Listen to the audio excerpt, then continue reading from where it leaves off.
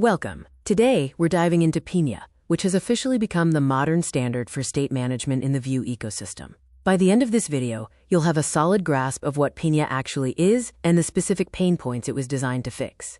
More importantly, we're going to look at the practical side, helping you decide if Pinia is the right choice for your next Vue project. To understand why we need Pinia, we first have to look at the prop drilling issue, which I like to call the Chinese whispers problem. In a standard component hierarchy, if a deeply nested child needs a piece of data from the root, that data has to pass through every single middleman component along the way, even if those middle components have no use for that data themselves. Think of it like the game of telephone. When a message passes through 10 different people, the risk of error or loss of context increases at every single step. In code, this makes your application incredibly brittle. If just one component in that chain breaks or changes its structure, the entire data flow collapses. If the quote Chinese whispers problem sounds theoretical, let's look at how it manifests as real-world bottlenecks in your Vue apps. First, there's prop drilling overload. Imagine having to pass a current user object from your app through the layout, then the navbar, then a user menu, just so the tiny avatar component can display a profile name. It's a lot of boilerplate for a very simple task. Next is the out-of-sync UI. This happens when different parts of your app aren't talking to each other. Your header might proudly show 3 items in the shopping cart, while the checkout page right below it still says empty. This inconsistency kills user trust. Finally, there's mutation blindness. This is a developer's nightmare. A global object changes its value unexpectedly, and you're forced to search through 50 different files just to find that one line of code that triggered the change. Before Pinia, we used several workarounds, but most were fragile. First, there's the event bus. It's basically fire and forget broadcasting. It creates side effects that are nearly impossible to trace once your app grows. Then, there are global variables. While simple, they lack reactivity. When the data changes, your UI stays the same unless you write manual hacks to force an update. And finally, there's Vuex. While it was the previous standard, it's often too verbose. The forced mutations and actions create a lot of boilerplate code, and getting it to work smoothly with modern TypeScript can be a massive headache. Pinia was designed to take the best parts of these tools while leaving the fragility behind. When we look at boilerplate, Vuex is heavy, forcing you to write mutations and actions just for one change. Pinia slashes that code down, letting you focus on logic rather than ceremony. With TypeScript, the gap is even wider. Vuex requires an uphill battle of manual setup for type safety.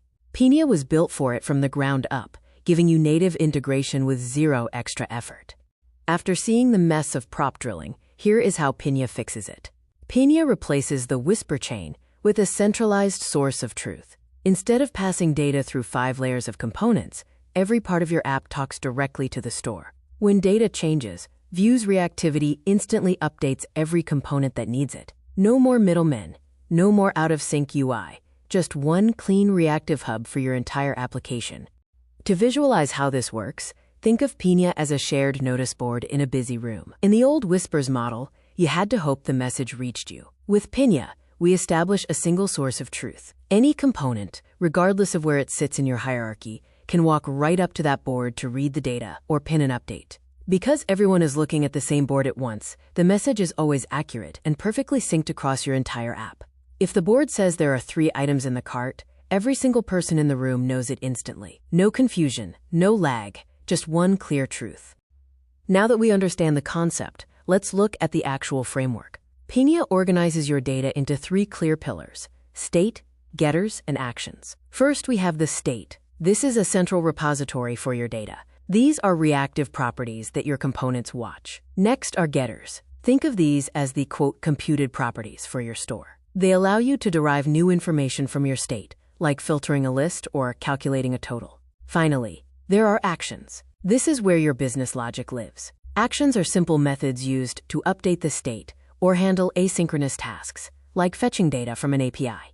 If you're coming from a Vuex background, you might be wondering, is it really worth the switch? The short answer is yes. Pinia streamlines the entire experience by removing mutations entirely. You no longer have to write separate code just to commit a change. You simply update the state. For developers using TypeScript, the difference is night and day. Pinia was built with TypeScript as a first-class citizen, meaning you get perfect auto-completion without the complex workarounds required in Vuex. Architecturally, we've moved away from messy nested modules to a flat, modular store system. This makes your code much easier to organize and scale. Plus, the DevTools integration is more robust than ever, giving you a crystal-clear window into your app's data at every moment.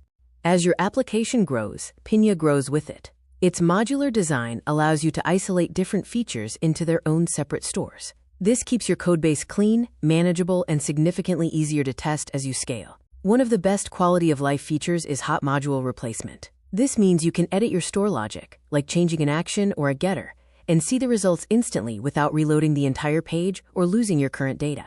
And despite all this power, Pinia is incredibly lightweight. At only about 1 kilobyte in size, it adds virtually zero overhead to your bundle, making it one of the most efficient tools in the modern Vue ecosystem. We've spent the last few minutes breaking down what Pinia is, the specific pain points it solves regarding state management, and why it has officially overtaken Vuex as the standard for Vue developers. In this next section, we'll walk through the installation process and look at the actual syntax for setting up your first Pinia store. Let's put our theory into practice and see exactly how to integrate Pinia into a Vue project. First, the installation. Run npm install Pinia in your terminal. If you're starting a fresh project with npm create Vue at latest, you can simply toggle Pinia to yes during setup. For your project structure, head to your src directory and create a /stores folder. This is where your logic lives. Instead of one massive file, you'll create small feature-specific files, like auth.js or products.js, keeping everything modular and easy to find. To get it running, follow these 3 simple steps. First step is to register Pinia instance. In your main.js, import create Pinia and tell your Vue app to use it. This activates the global state. Second steps is to organize store. Inside your stores folder, define your state and actions using the define store function. Third step is to consume. In any component, import your store and start using the data. It's reactive out of the box. Now let's look at the entry point of our application, main.js. To make your stores available across the entire component tree, you must register a Pinia instance. As you see in the code, we import create Pinia, initialize it, and then pass it to our app using app.use Pinia. Think of this as creating the root store. It acts as the central hub that manages the lifecycle of every modular store you'll create later. Without this single registration step, your components won't be able to talk to your state. Once this is mounted, your app is officially Pinia-powered and ready for us to define our first feature store. Now that Pinia is registered, we create our source of truth. In this example, we've created shoppingcart.js inside our /stores folder. We use the define store function, giving it a unique ID, in this case, cart. This ID is what Pinia uses to connect the store to the DevTools. Inside, we have 3 clear pillars. State. This is our reactive data.